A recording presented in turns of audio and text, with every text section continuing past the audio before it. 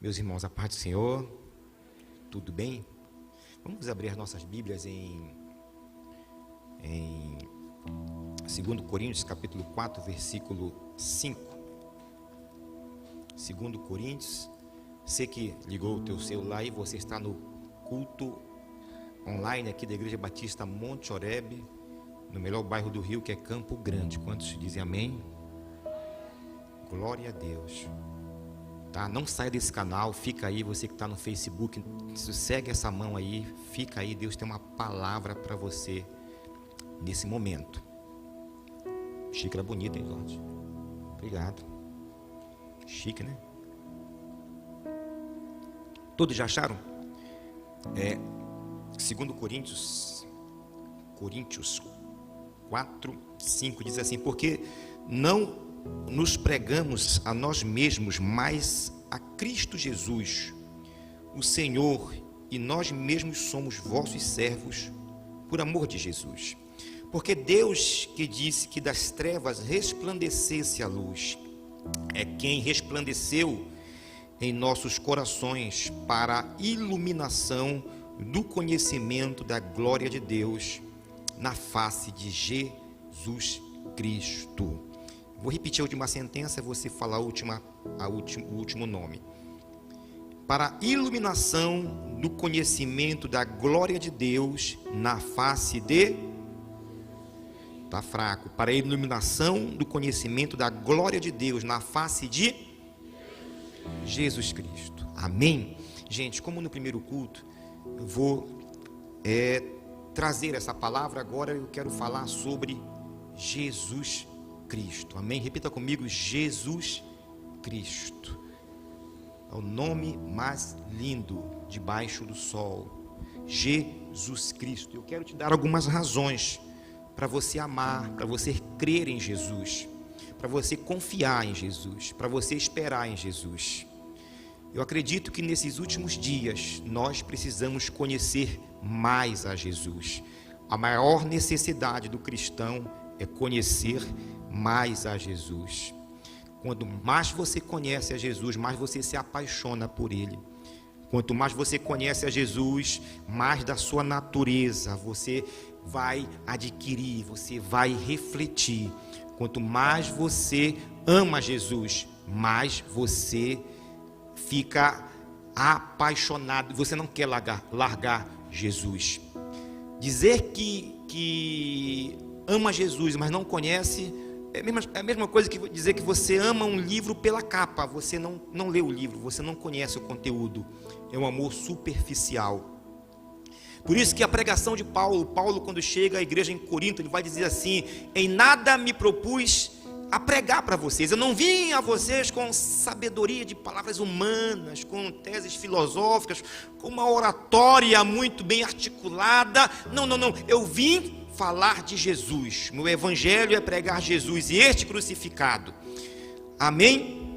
Então a primeira razão que eu quero falar para você nessa noite, para a gente fortalecer, aumentar o nosso amor por Cristo, é que Jesus é único em toda a história. Não existe ninguém nos nomes da história mundial, da história dos povos, das civilizações, nenhum homem chegou nem mesmo perto de Jesus. Jesus, ele é único, um homem único, ele não poderia ser inventado.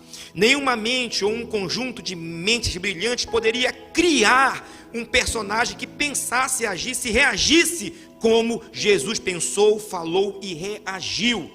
Os gregos da antiguidade criaram os seus deuses. Os deuses gregos nada mais são do que seres humanos superlativados. É o reflexo dos defeitos humanos nos deuses gregos. O mesmo acontece com o panteão dos incas, dos astecas, com o panteão dos deuses, da África meridional, que depois veio para o Brasil e se mesclou nas religiões de matrizes africanas. Os seus deuses Xogum e outros são reflexos da natureza humana decaída.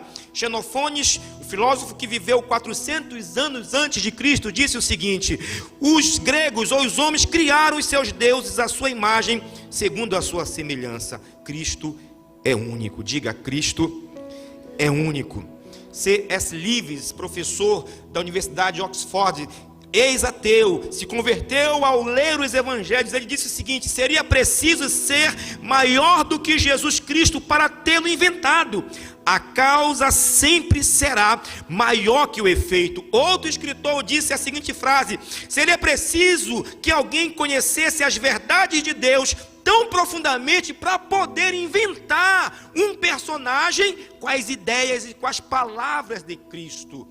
John Stuart Mill, filósofo empirista inglês do século XVIII, disse: Jesus jamais poderia ter sido inventado por nenhum escritor. Augusto Cury, nosso querido Augusto Cury, nosso cientista, psiquiatra Augusto Cury, diz o seguinte, que Jesus, ele não poderia ser inventado por nenhum grande literário, sabe por quê? E muito menos por pescadores da Galileia do primeiro século. Jesus, ele é único. Diga: Jesus, ele é único.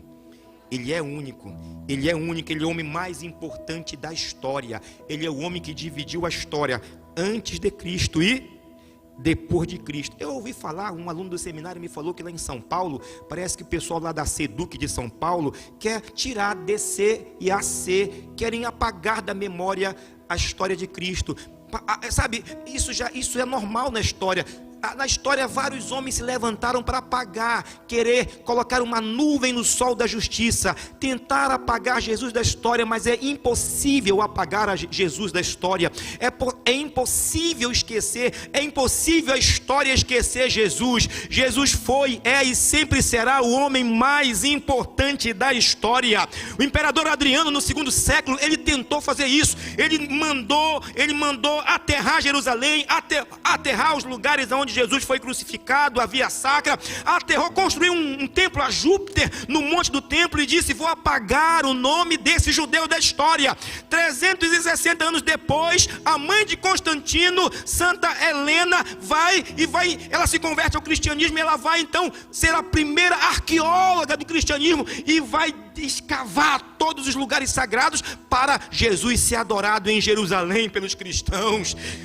Ninguém pode apagar o nome desse Cristo maravilhoso da história. Ele é único. Homens, reis se levantaram dizendo que iam abolir o cristianismo. Generais se levantaram dizendo que ia apagar o nome de Jesus da história. Mussolini, Mao Tse Tung tentaram tirar Jesus da China, da Rússia, não conseguiram.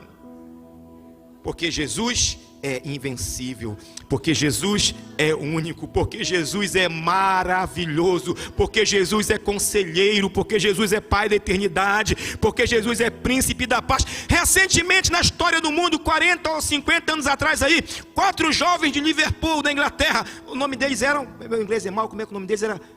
Beatles, esse acertei, Beatles, né? O pessoal do submarino, aí eles ficaram famosos, fizeram sucesso, e John Lennon disse assim, alguns anos atrás: daqui a 100 anos as músicas dos Beatles vão ser tocadas e o nome de Jesus Cristo será esquecido. Hoje, 2020, ninguém ouve mais Beatles. Se tocar numa rádio de madrugada aí, pode ser que toque numa rádio retrô, ninguém sabe mais, a nova geração não sabe quem é John Lennon, Paul McCartney e outros aí. Mas a cada domingo, nos 5.000 municípios do Brasil, aleluia, em todos os estados da América do Sul, em mais de 200 países que estão registrados na ONU, nos Estados Unidos, na China, existe uma igreja, existe um povo adorando a Jesus, dizendo que Ele é Rei, que Ele é Rei, que Ele é lindo, que Ele é maravilhoso, que Ele é Deus, que Ele é Rei dos Reis e Senhor dos Senhores. Hoje, a cada domingo, hoje à noite, uma reunião como essa está acontecendo em várias igrejas ao redor do globo terrestre, dizendo: Ele vive, Ele reina, Ele reina, Ele reina, Ele é Deus, Ele é Senhor, louvado seja o nome do Senhor. Se eu fosse a você, eu aplaudia Jesus agora, eu gritava, grite bem alto: glória a Jesus.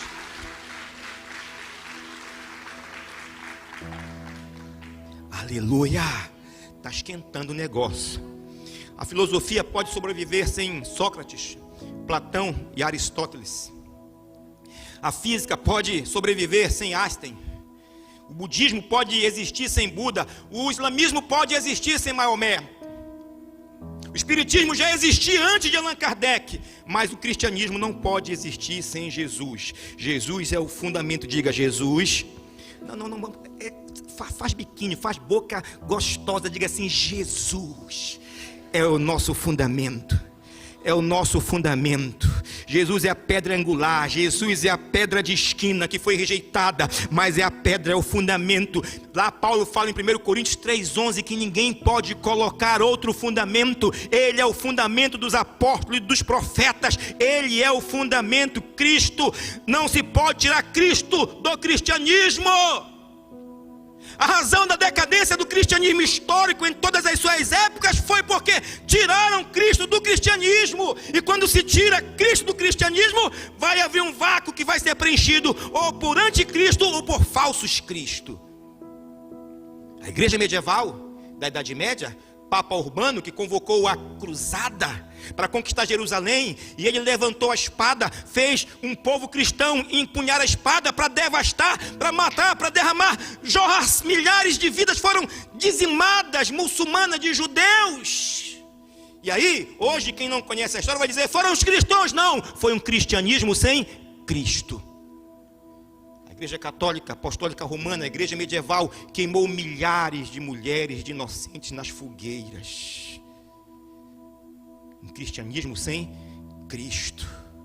Um homem que disse: ama o teu inimigo. E agora um cristianismo sem Cristo diz: você vai queimar porque você não pensa como eu. O homem que disse: abençoa, ora por aquele que te persegue. Agora a igreja medieval vai jorrar sangue nas cruzadas. Sabe o que é isso? É um cristianismo sem Cristo. Isso pode acontecer? Pode acontecer, e está acontecendo, e já aconteceu. É bíblico? É. Olhe para a igreja de Laodiceia. Igreja de Laodiceia, um cristianismo sem Cristo. Quem está do lado de fora? Cristo batendo na porta, dizendo: eis que estou à porta e bato.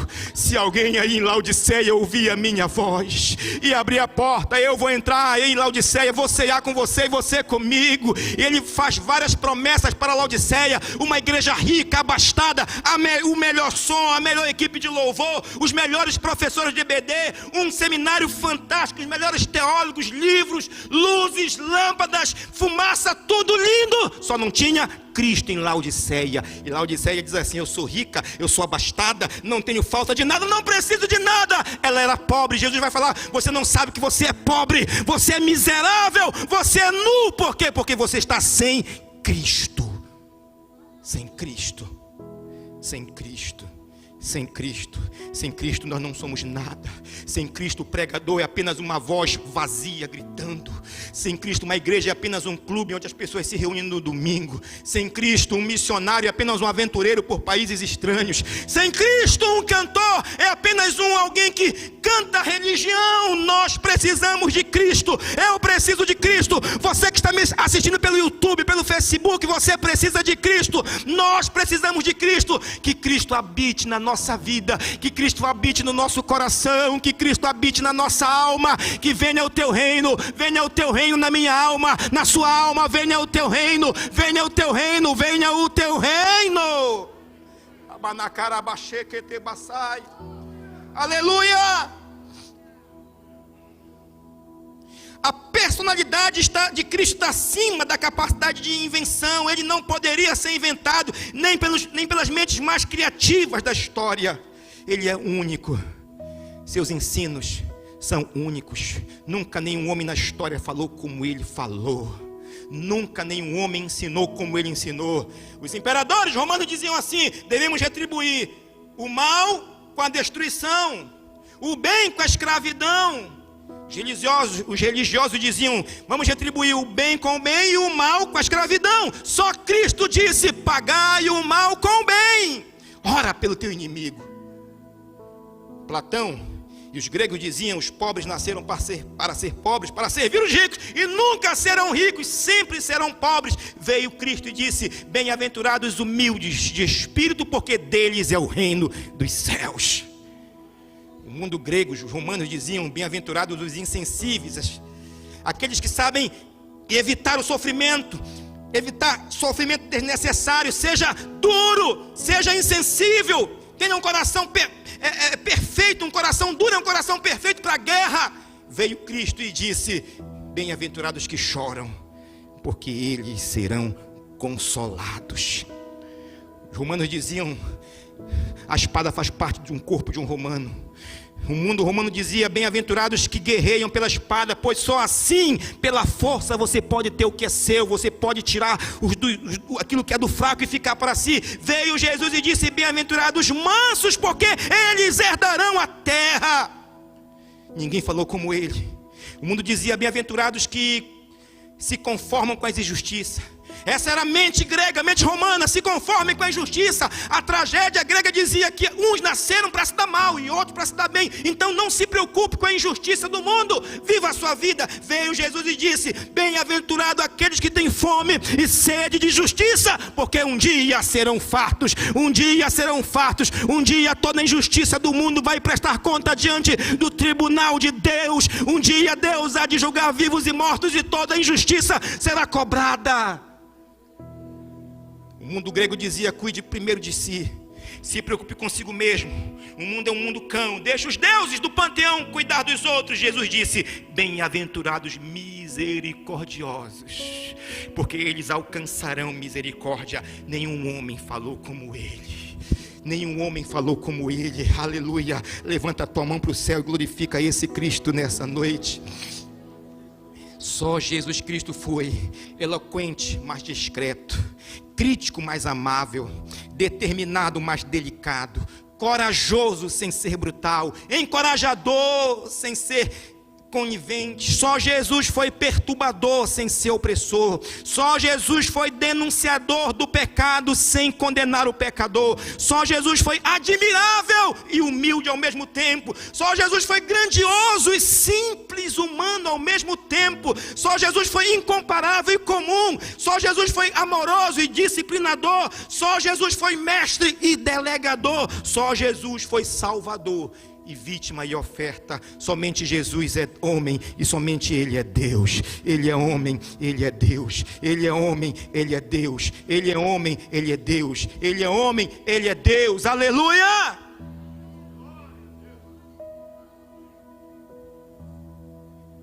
Nenhuma celebridade da história, nenhum personagem histórico que descobriu alguma coisa, ou que trouxe alguma verdade, ou que fez alguma contribuição para a humanidade, permanece invicto. Todos eles foram ultrapassados, Mateus, contestados, todos eles foram subjugados e muitos ridicularizados. Os Césares, vai na Itália, está lá o busto deles com um sem nariz, outro sem orelha, pescoço, são história, poeira do passado. Os filósofos gregos, Platão, Aristóteles, Xenofones, o que eles falaram? Hoje a filosofia contemporânea já desacredita, discorda, caíram por terra. Freud, o grande psicanalista que descobriu o inconsciente, que trouxe ao mundo inconsciente, ele morre, e depois os seus discípulos vão discordar das suas teses. Aí a psicanálise vai ter várias vertentes. Karl Marx, que disse que o comunismo seria o último estágio da humanidade. Um dia toda a humanidade, o proletariado, ia dominar o mundo, e o mundo todo ia viver numa comuna. Karl Marx morreu. O que ele criou, uma utopia, só serve para destruir. Destruiu a Venezuela e está destruindo outros lugares. E mente de jovens, tão jovens. Foucault, com a sua teoria sobre a autoridade, as mídias, a era digital está jogando tudo que ele falou por terra. O tempo e a história vêm vencendo todos os homens e suas ideias e suas teses. O tempo e a história vêm vencendo todos os homens, sobrepujando todos os homens e suas teses. Somente Ele, Cristo, o que Ele disse permanece, o que Ele ensinou permanece, o que Ele profetizou permanece. Tudo que saiu dos lábios santos da boca do carpinteiro de Nazaré jamais foi superado, jamais foi ultrapassado, jamais foi substituído. Nada do que Ele disse ficou inadequado, ficou no passado. Ele é Deus, Ele falou, Ele disse: passarão os céus e a terra, mas as minhas palavras não hão de passar. Grande Aristóteles, na sua época, disse: não tem mais nada para ser inventado no mundo, tudo já foi inventado. Jesus disse: a ciência se multiplicará. Platão disse: o problema do homem é conhecimento. O homem, se adquirir conhecimento, ele vai melhorar. O problema do homem é a ignorância. Jesus disse que o mundo jaz no maligno. Veio as 2 guerras mundiais, e o berço do intelectualismo mundial, a Alemanha, foi a parteira que geriu o Holocausto. Buda disse que o sofrimento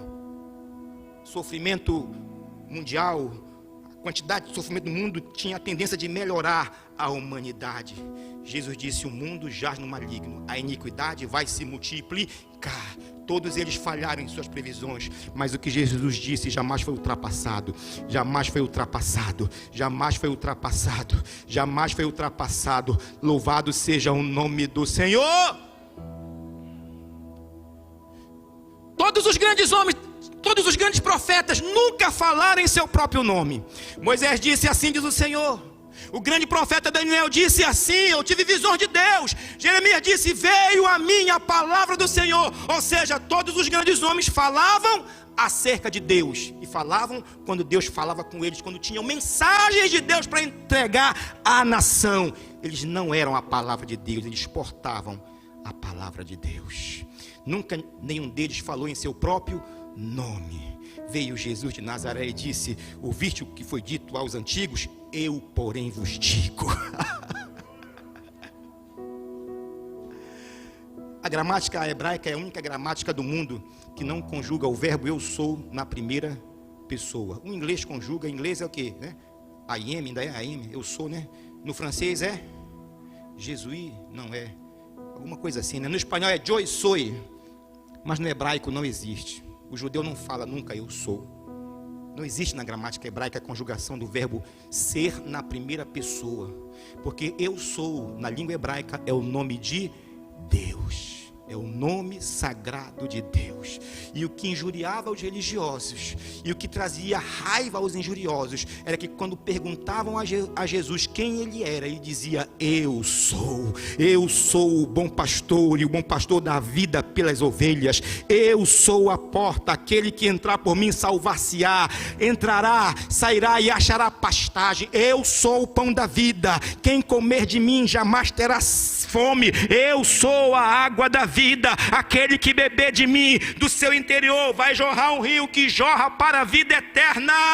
Eles disseram assim: tu não tem 50 anos, como é que tu dizes que você é? Como é que você diz que viu Abraão? E disse: antes que Abraão existisse, eu sou o eu sou divino. Jesus é teu, Jesus é Deus. Filipe pergunta assim: Jesus, mostra-nos o Pai e basta. Jesus diz: Filipe, há tanto tempo eu estou com vocês, eu almoço com vocês, eu janto com vocês, eu vou a Betânia com vocês, e você não sabe? Quem vê a mim vê o Pai está em mim e eu estou no Pai. Vocês estão tomando café da manhã com aquele que disse haja luz, vocês estão dormindo à noite com aquele que fez separação entre águas e águas, vocês estão andando aqui com aquele que criou o universo, que chama cada estrela pelo seu nome, aquele que tem um exército celeste. Vocês estão andando com Deus. Ele disse: eu e o Pai somos um. Os judeus antigos faziam exorcismo. Quando alguém tinha alguém endemoniado nas suas casas, levavam para os rabinos. Os rabinos cercavam a pessoa e começavam a cantar a noite toda, cantar, louvar, porque o salmista diz que Deus habita no meio dos louvores. E eles esperavam, Rondinelli, que os demônios ficassem incomodados e saíssem. A Bíblia diz que os demônios tinham medo de Jesus. Com uma palavra ele dizia: sai dele. Sai dele, sai dele. Ele expulsou uma legião em Gadara. Os demônios se prostraram e disseram: tu vieste nos destruir antes do tempo, filho de Deus. E Jesus disse: sai dele. Ele é Deus, ele é Senhor, ele é Senhor, ele é Senhor, ele é Deus, ele é Senhor. Louvado seja o nome do Senhor. Os rabinos diziam: onde tiverem 2 ou 3 e lá tiverem palavras da Torá, a Shekinah, a presença de Yahvé estará no meio desse grupo de estudantes. Jesus dizia: aonde estiverem 2 ou 3 reunidos em meu nome, lá eu estarei. E hoje não tem 2 nem 3, tem 1, 2, 3, tem mais de 100 aqui. Ele está aqui, Jesus está aqui, Jesus está aqui. Louve o nome dele, aplauda o nome dele. Jesus está aqui. Te amo, Senhor.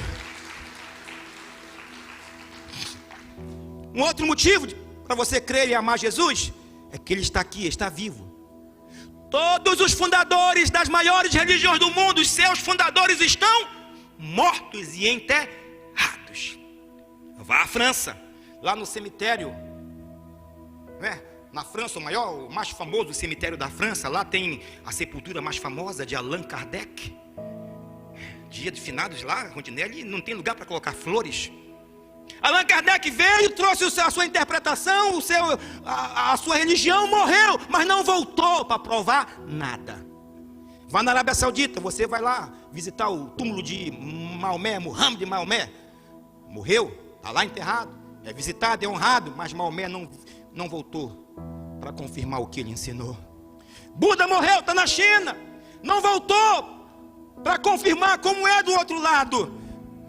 Somente o cristianismo tem um túmulo, que é famoso. Aliás, todo túmulo é famoso, né? Por aquilo que lá tem, lá no Egito, né? Você vai lá, viu? Amém? Recebe a profecia, rapaz. Você também, viu? Quem recebe, levante a mão, diga glória. Segura a profecia. Você vai onde é no Egito, vai ver lá as tumbas dos faraós lá. O pastor já foi lá, né?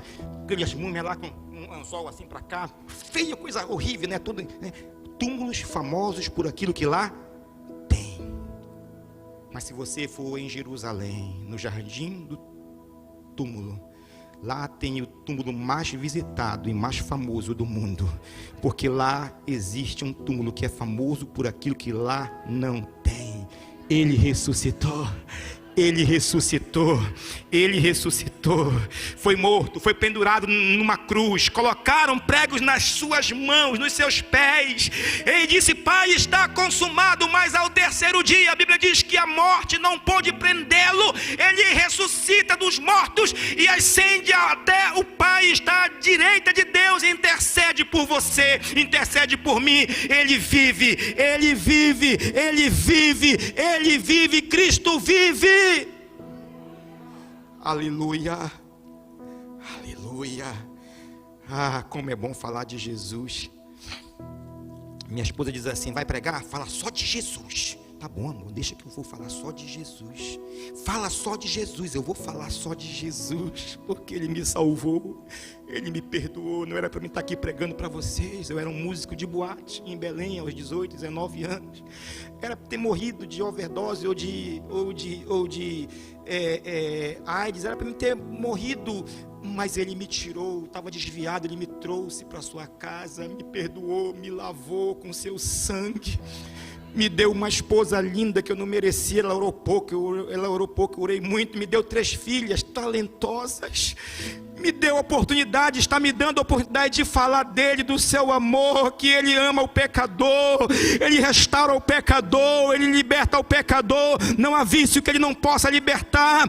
Ninguém está longe demais da sua mão para que ele não possa pegar você e te tirar, te arrancar de qualquer inferno existencial e te colocar nos braços dele para você viver, para você ser feliz. Louvado seja o nome do Senhor, louvado seja o nome do Senhor. Aleluia. Se a gente fosse agora entrevistar algumas pessoas da Bíblia, hein?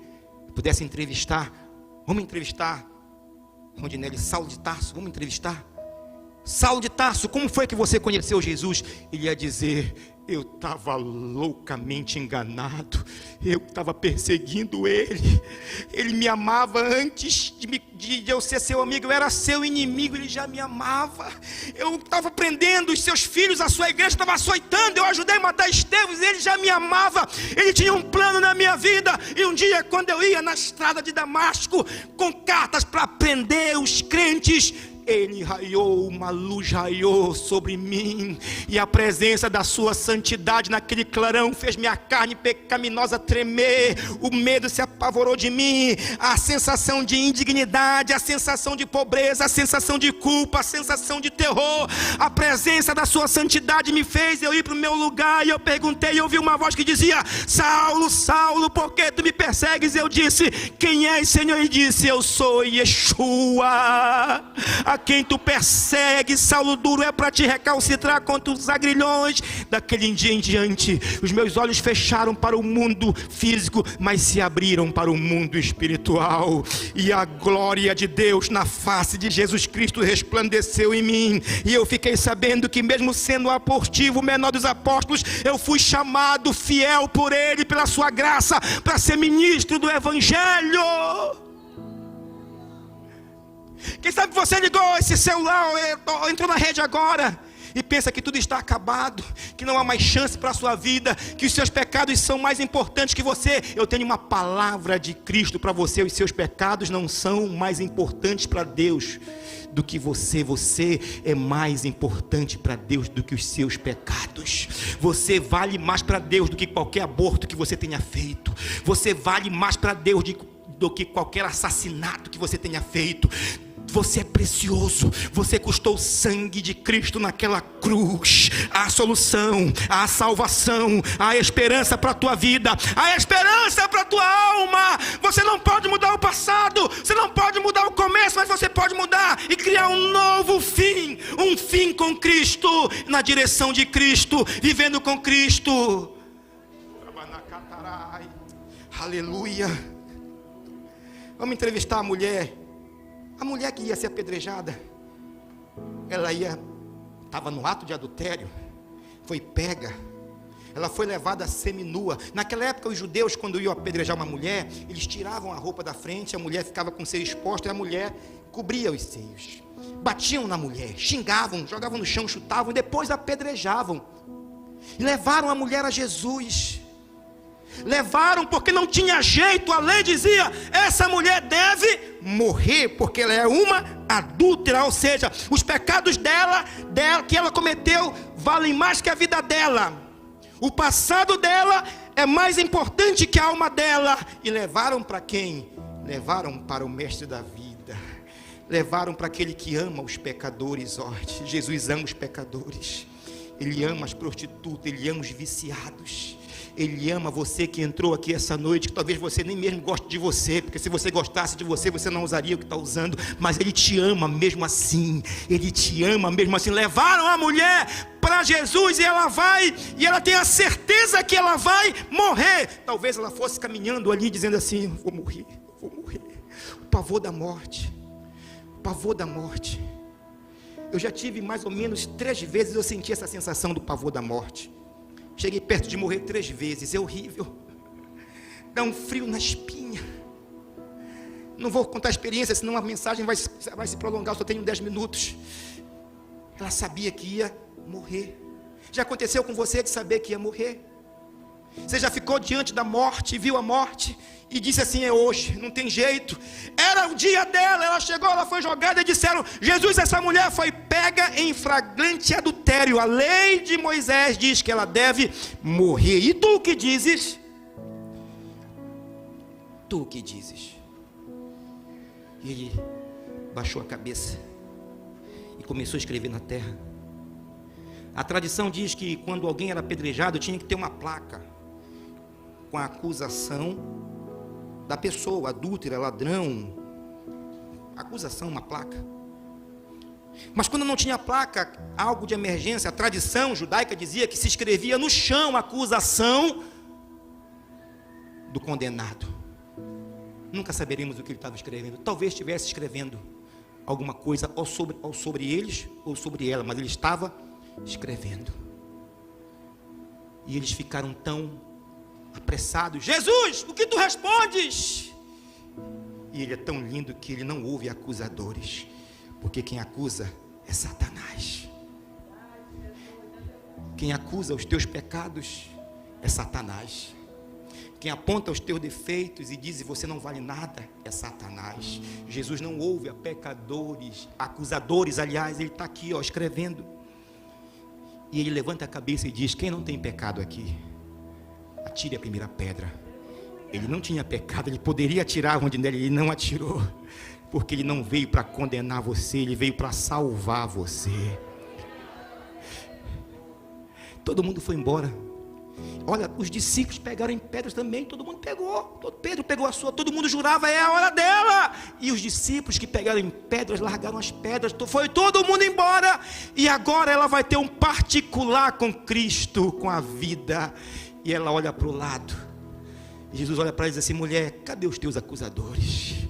Ela vai dizer: eu pensei que eu ia morrer agora, eu vi a morte agora, minha vida foi suja, minha vida foi cheia de adultério. Jesus diz: mulher, cadê os teus acusadores? Cadê quem te acusa? Foram embora. E só ele poderia dizer o que disse: eu não vou te condenar, vá em paz e não peques mais. Vá em paz e não peques mais. Repita comigo: Jesus.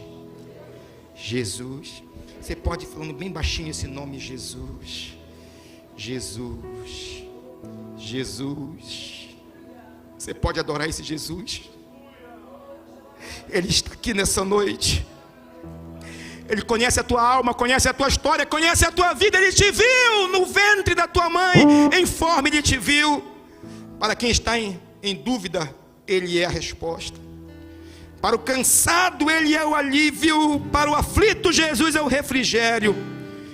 Para o desesperado, ele é a esperança. Para o perdido, ele é o resgate. Jesus, para o caído, ele é a mão estendida. Para o condenado, Jesus é a absolvição.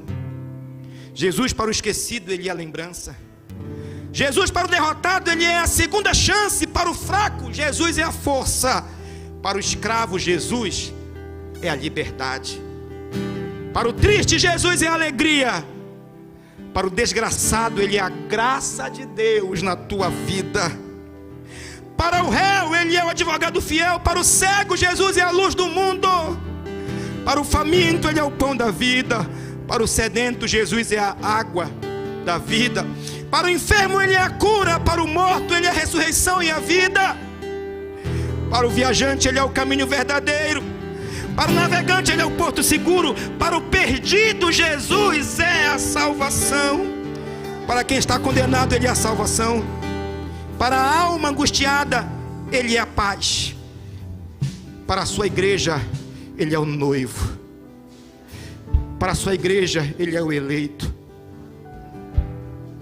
Pastor, eu nunca ouvi, talvez não quero que isso soe como: pastor, o senhor está falando aí, eu estou ardendo meu coração por esse Cristo. Há algo ardendo na minha alma de amor, porque hoje eu estou conhecendo mais um pouco desse Cristo. Eu estou apaixonado por Ele. Pastor Gesto, eu estava desviado. Ontem eu estava na balada, no baile. Eu estava decepcionado com a igreja. Não, você pode se decepcionar com a igreja, mas nunca Jesus vai te decepcionar. Você pode estar decepcionado com irmãos, mas Cristo nunca vai te trair, nunca vai te decepcionar. Ele é fiel, Ele é um amigo mais fiel que o irmão. Pastor, eu estou caído, eu já caí 100 vezes. Ele não está preocupado quantas vezes você caiu. Ele quer que você levante hoje. Levante hoje, levante hoje e prossiga com Ele. Eu quero te convidar nesse momento. Você que está aqui, está sentindo o coração ardendo de amor por Ele. É amor, você está. Se Ele estivesse aqui, você corria a Ele nos pés, abraçava os pés e beijava. Tem dia que eu estou em casa, minha esposa sabe, eu digo assim: Jesus, deixa, pelo menos eu sonhar vendo os teus pés, que eu quero beijar.